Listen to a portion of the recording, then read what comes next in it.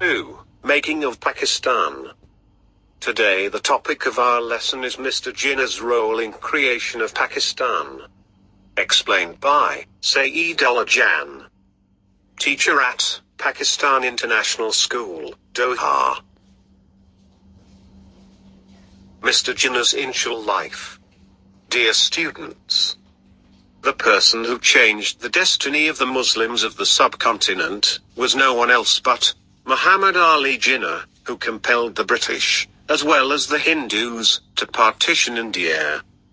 He was born on 25th of December 1876 in Karachi. His father was a merchant. He got his early education at home, but at the age of 10, he was sent to Sindh Madrasatul Islam High School, Karachi. After passing his matriculation, he went to London for higher education and joined Lincoln's Inn College to get the education of law.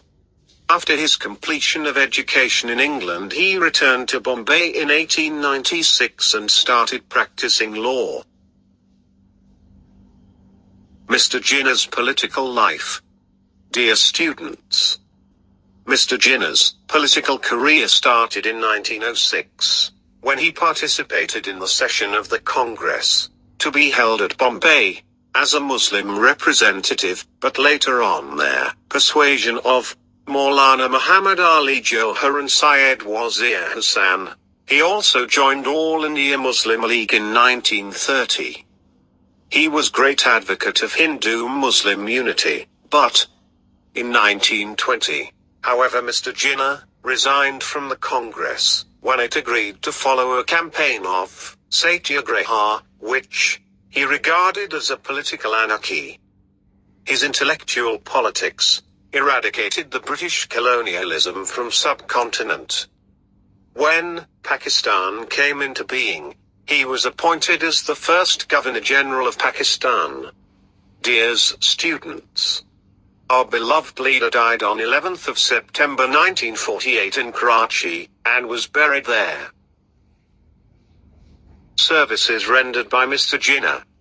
Dear students, under the Lucknow Pact, Muhammad Ali Jinnah united both the nations of India, Hindus and Muslims in 1916, and won the right of separate electorates for the Muslims and got the title of the Ambassador of Peace.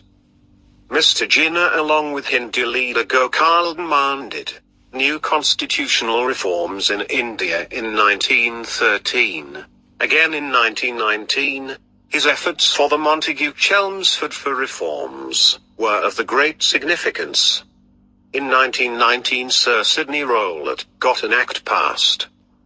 This law was passed by the Imperial Legislative Council, the legislature of British India. The Rowlatt Act allowed certain political cases to be tried without trial, and permitted internment of suspects without trial. It was a black law. Under this law, the administration was given unlimited power, and the civil rights were trodden upon. Mr. Jinnah raised his voice against it.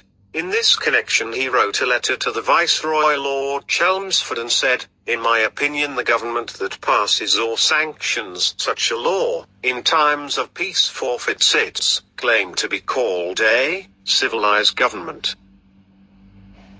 In Delhi proposals in 1927, Mr. Jinnah withdrew the right of separate electorate and gave an indication to cooperate with the Congress, but this offer could not be fulfilled.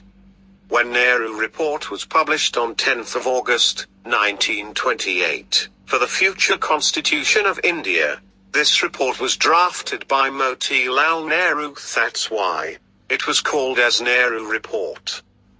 Mr. Jinnah rejected Nehru Report and presented some amendments to that report in 1929, which in history is known as Jinnah's 14-points, which determined the goal of the Indian Muslims. When the British government convened the Round Table Conference from 1930 to 1931, inviting Indian political personalities to discuss constitutional reforms in India, Mr. Jinnah truly represented the Indian Muslims, and maintained the national identity of Muslims. Besides all this, Mr. Jinnah played an important role for Muslim League during 1935 and 1936 and guided it how to play its role in the freedom movement. In October 1937, Mr. Jinnah was unanimously accepted as a leader in the Muslim League session at Lucknow. After becoming the leader of the Muslims, he toured the length and breadth of the subcontinent on emergency basis and contacted everyone. The 27th annual session of the Muslim League was held at Minto Park, Lahore. This session was presided over by Muhammad Ali Jinnah. During his presidential address, he explained the two-nation theory, which later became the basis of creation of Pakistan, and he also explained that why it was necessary for the Indian Muslims to have a separate state. The period from 1940 to 1945 was very hectic for Mr. Jinnah. On one side, he made many efforts for the reconciliation between the government and political parties, and on the other side between the Muslim League and the Congress, among them Cripps Mission, Jinnah Gandhi talks and similar conference are worth mentioning, in which Mr. Jinnah played his due role very well. Dear students, at last it was the fruit of the efforts of Mr. Jinnah that Muslim League met with success in 1945-46 election. He made all the conspiracies of Hindus and the British and unsuccessful, and at last Lord Mountbatten announced 3rd June Plan 1947, in which it was promised that Pakistan will come into being on 14th of August 1947.